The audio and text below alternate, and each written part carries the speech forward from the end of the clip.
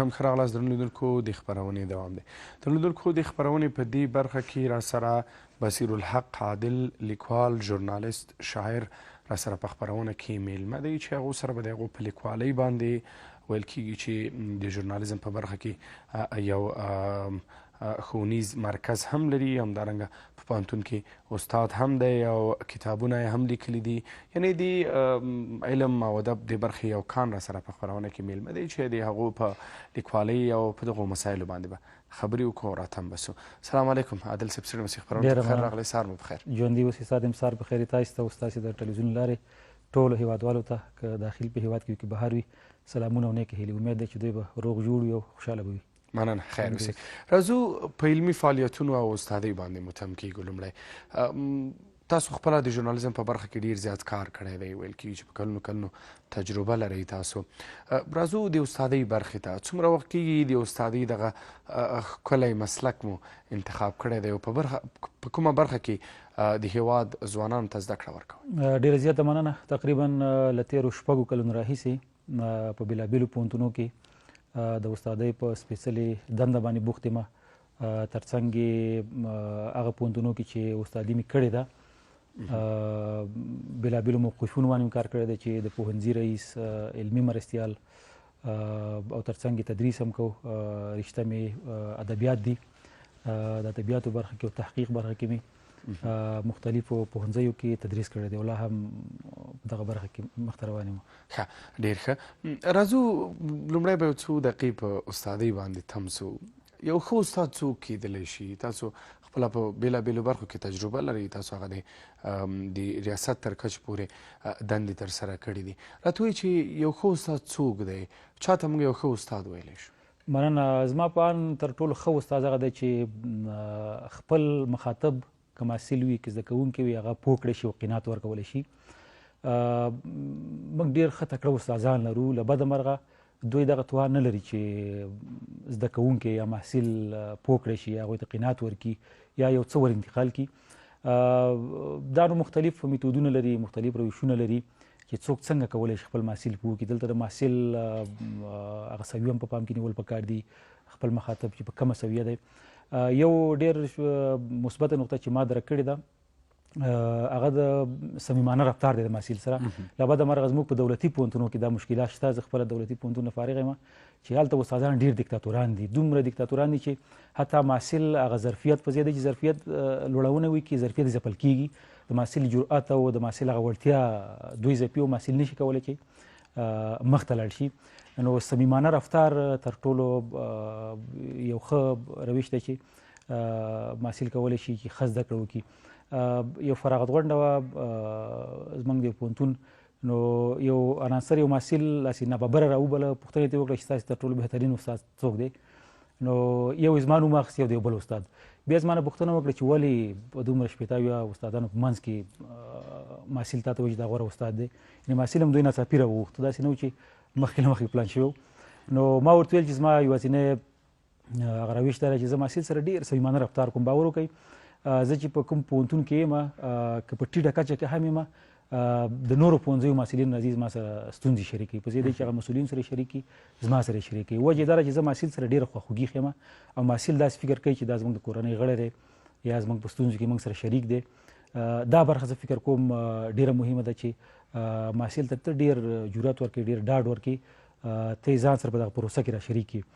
او بل نو هغه کوم مسلکي شیان چې دي چې حاکمیت دی په تدریس باندې، مسلکي روشونه چې موږ ته ویل شوي دي، خو نو عمومي شیان دی خو استاد مکلف دی چې هغه ترسره کړي. ښه، راځو د ژورنالیزم په برخه کې ستاسو ښوونیز مرکز ته څومره وخت کېږي د ژورنالیزم په برخه کې دغه ډول یو ښوونیز مرکز تاسو پرانیستلی دی تر څو د هیواد ځوانانو لپاره د ژورنالیزم په برخه کې زده کړه ورکړي؟ د همده په اړه کې یو لږ معلومات راکړئ. ډېره مننه. ما غوښتل د ښوونیز مرکز په حضوري ډول راپیل کړم. تقریبا 2 کاله مخکې ما هغه د جواز فعالیت واخیسته. بیا وروسته متوجه شوم چې دغه د کرونا وبا راغله او سیاسي بدلون راغی. خپله ما ته په دغه میسنجر کې ډېر خلک مشکلات شریکوي د لیکوالۍ په اړه چې لیکنه څنګه کېږي یا لیکنه د ایډیټ دپاره راستئ. نو دغې ما ته یوه انګېزه راکړه چې زه باید یو مرکز جوړ کړم چې په آنلاین ډول باندې زه ځوانان وروزم. نو لومړی پیل ما په لیکوالۍ باندې وکړو چې لومړۍ دوره کې ما تقریبا 100 نفره تنکي ځوانان د لیکوالۍ برخې کې مې وروزل او جالبه دا ده چې د 2.5 میاشتو موده کې چې هغه موږ کوم درسي پلان و 100 درسونه 2.5 میاشتو موده کې دوی 900 لیکنې وکړې ماته چې مختلفې برخې لرلې چې کورنۍ دندې وې برداشتونه او په اخره کې یو 10 موضوعات وو چې دوی ته ما د کورنۍ دندې په ډول ورکړو لکه د مونوګراف په څیر نو دویمه دوره چې مې راپیل کړه بیا مې 2 څانګې نورې مور اضافه کړې چې ژورنالیزم او ویناوالۍ فن نو ژورنالیزم کې ما داسې یو نوی کار شروع کړو چې د کتابونو څخه مې د ژورنالیزم راویستو چې هغه تعریفونه دي او ډولونه دي ډېر تکراري وو چې ډېر پخوا څخه روان دي او زموږ هر ژورنالیست مکلف دی چې دغه شیان زده کړي که څه هم ګټه ډېره نه ده ما خپلې تجربې په هر درس کې تقریبا 20 درسونه دي 20 لیکچرونه دي دا راواخیستل او په هر درس مې یو ژورنالیست چې دلته افغانستان کې په تېرو 20 کلونو کې بېلابېلو برخو کار کړی د ژورنالیزم په ډګر کې هغوی مې راوغږول هر درس لپاره مې یو ژورنالیست چې د نړیوالو رسنیو سره کار کړی دی هغوی عملا خپلې تجربې شریکې کړي فرضاً زه یو مثال درکوم ما یو خبریال په دې راغږولی دی چې د جګړې له کرښې راپورونه ورکول د جګړې له کرښې ریپورټ ورکونه زموږ یو درس و د خپل عملا تجربې ما سره شریک کړي چې ما څه کول زه د کومو مشکلاتو سره مخ شوم او څنګه مې خپلې ستونزې عملي بڼه ډېره وه نو او ژورنالیزم هم ډېر د عملي کار نوم دی که نه چې عمل کې باید کار وشي فرضاً یو ژورنالیست ما په دې راغږولی دی چې په یو بیړنۍ پیښه کې ته د سرچینې د نشتون سره مخ یې تا څه کړلي هغه خپله تجربه شریکه کړله نو دغه ډول په هره موضوع مو یو ژورنالیست راغږولی دی او زه هم دا یو داسې ابتکار دی چې په پوهنتونو کې موږ خبرېږو پوهنتونو کې هم تقریبا دغه عملي کار او تجربې او دا ډېر نشته ټول دغه تیوریکي برخه ده چې له کلونو روانه ده او ژورنالیست فقط په تیوریکي شیانو باندې پوهېږي نو داسې یو نوی کار مو شروع کړی دی نو اوس مو درس روان دی لومړۍ دوره مو لا فارغ کړې نه ده کورس مو تر نیمایي رسېدلی دی صرف همدغومره راته ووایي چې دغه دوره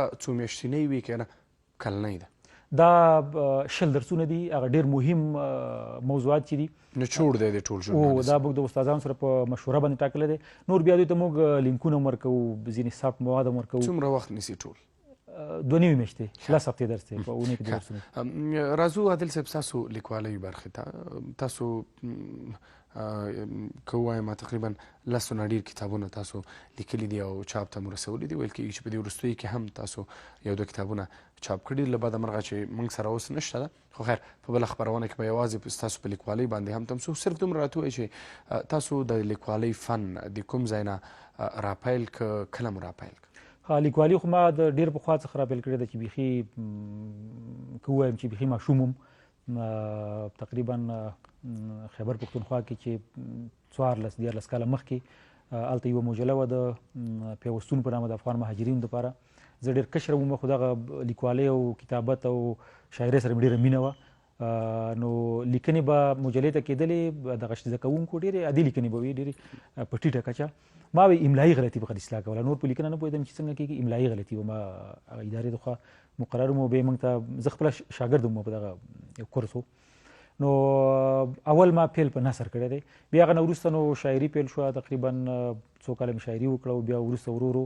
د نثر برخې ته رالمه چې 2 کتابونه مې چاپ شوي دي یو د مونوګراف لیکنې او لیکوالۍ برخه کې دی یو د خاوره انقلاب غواړي چې دغه د پښتنو دغه وروستیو 3-4 کلونو دغه کم پاڅونونه چې وو دلته چې کم نثرونه شعرونه لیکل شوي دا مې راټول کړي دي زما یو څېړنه هم پکې ده بل کتاب مې چې چاپېدو دغه سیاسي بدلون نه مخکې چاپ ته تقریبا تللی و فکرونه څراغونه چې دا هم تقریبا د 8-9 کلونو مقالې دي چې په هره برخه کې دي خو له بده مرغه هغه چاپ یې وځنډېده تر اوسه پاتې دی ټول مو څو کتابونه لیکلي ټول نو یو 2 کتاب مې اوس هم تر لاس لاندې تر 10 اوړي دې کې 3 ژباړې دي چې ما دغه د اول کرونا چې راله کرنتین چې دا ما وژباړل چې یو د ارواپوهنې برخه کې دی یو د نړۍ مختلفو برخو کې طبي ټولنیز کلتوري جالب معلومات د انګلیسي څخه مو ژباړل نه د فارسي څخه مې ژباړل ښه د ایرانۍ ژبې څخه ډېر ښه راځو د لیکوالۍ دغه کتابونو دا کوم محتویات چې دي کوم هغه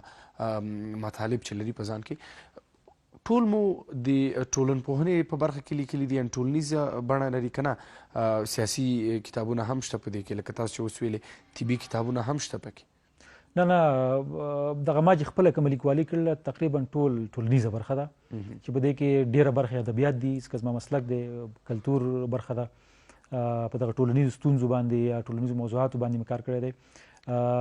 دغه دوه کتابونه چې دوه ژباړې دي، یو ارواپوهنې برخه ده مطلق چې ارواپوهنیزې ژباړې دي، او دوهم لنډکۍ ژباړې دي، تقریبا یو پاراګراف چې هر ژباړې سره عکس هم ورسره دی، انځوریز ډول دی.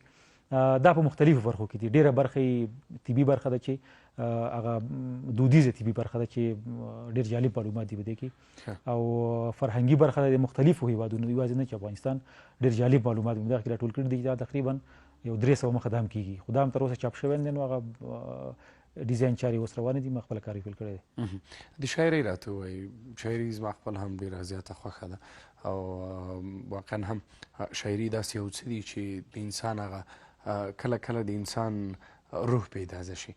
تاسو راته ووایئ چې شاعري مو کله پیل کړله؟ لومړی خو تاسو ویلي چې نثر مو پیل کړی دی، د هغه څخه وروسته مو که نه لومړی مو شاعري پیل کړل؟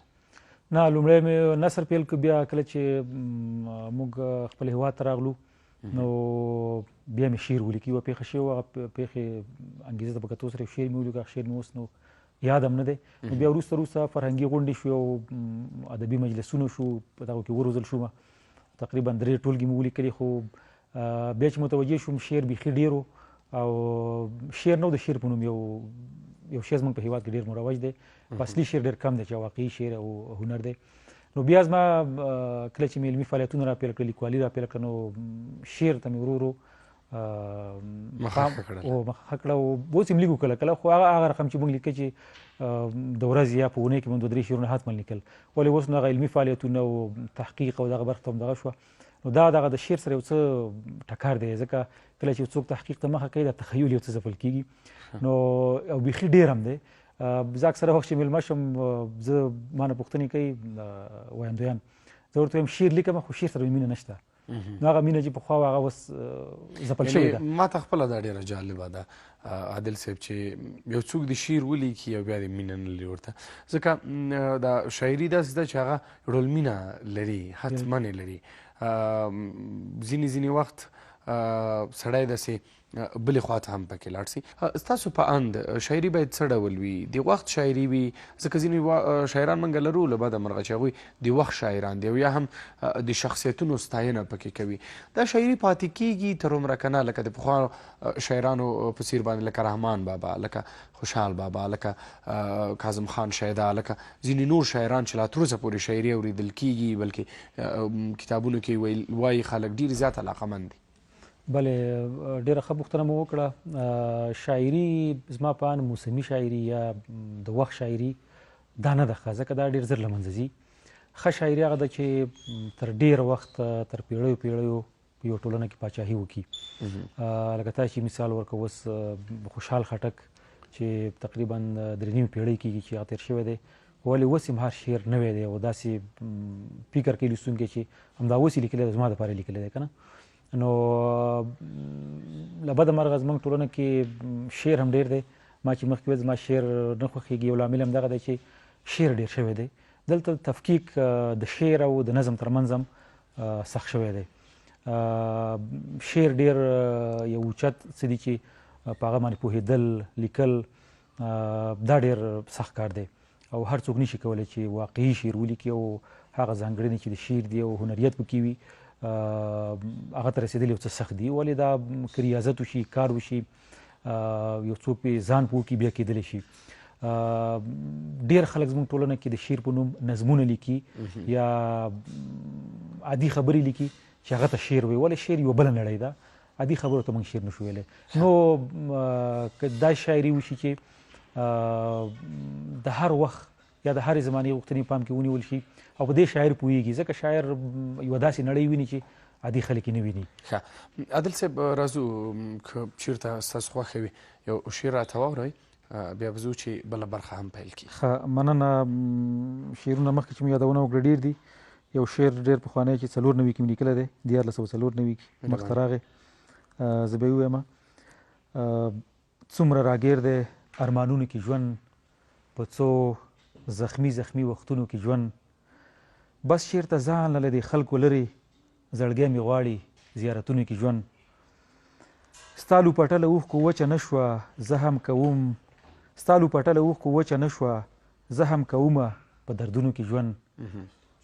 پر زړه مې لاس کې د غریبې مورې چې ووینم په زړه مې لاس کې د غریبې مورې چې ووینم په جنتونو کې ژوند او چې ګرځوي کاسې د سترګو ډکې عادل کوي اوښکو رودونو کې ژوند. ډېر ښایسته واقعا خپله خو ډېره ښه شاعري کوئ خو نه پوهېږم چې ولې نه لیکئ. ښه کله کله اوس هم داسې تاسو فکر کوئ چې راځه قلم راواخلئ څو بیتونه ولیکه؟ او بالکل کله کله اوس هم شعرونه لیکم خو مخکې مې یادونه وکړه چې ډېره توجه ورته نه کوم نو چې بېکاره شم او زمینه مساعده که نه لیکم یو اوس تقریبا شاید په میاشت 2 میاشتو کې یو شعر ولیکم یا 3 میاشتو کې یا بیخي کال کې یو شعر ولیکم. ډېره لیکم. مننه عادل صاحب چې راغلی خپرونې ته او ګډون مو راسره. خیر اوسې ژوندي اوسې. سلامت.